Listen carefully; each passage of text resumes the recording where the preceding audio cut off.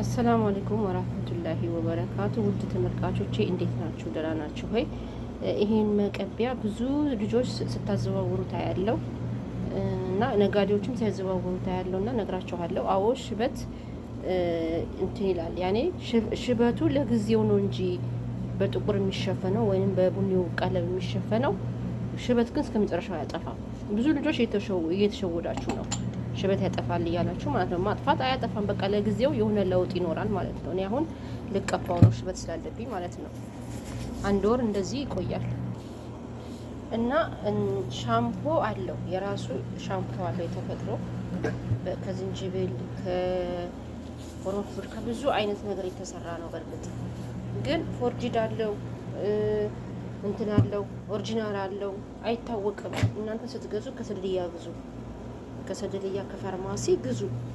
ቀላል ነገር ነው ይሄ። የትኛውን ቦታ የሚገኝ ነገር ነው። ለምንድን ነው የምታዙት? ስታዙ ብሩ በጣም ውድ ነው የሚያደርጉባችሁ። ግን ከፋርማሲ ወይም ከሰደልያ ስትገዙ ደግሞ ቀለል ያለ ብር ነው፣ ብዙም አይደለም። እና አሁን እኔ ልቀባው ነው ላሳያችሁ። ይኸውላችሁ ሲወጣ ሻምፖና እንትን ነው የሚወጣው ቀለሙ።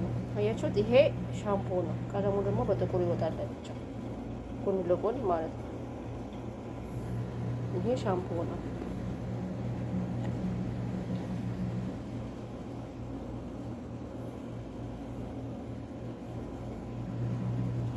አንዴ ሳልተመቼ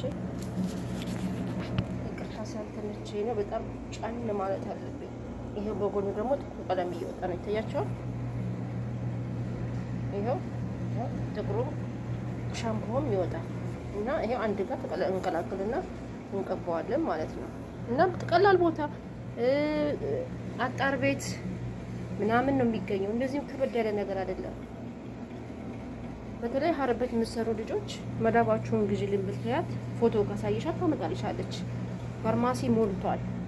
ስታዙ ግን በጣም ውድ ነው የሚሆንባችሁ። እናንተ በኦንላይን ሲዘዋወር በጣም የትም ቦታ የማይገኝ ምናምን ነገር ነው የሚመስላችሁ እና እንደዚህ ነው።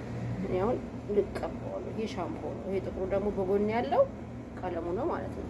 በቡኒ ያለ በጥቁር አለ። በፈለጋችሁት መቀባት ትችላላችሁ።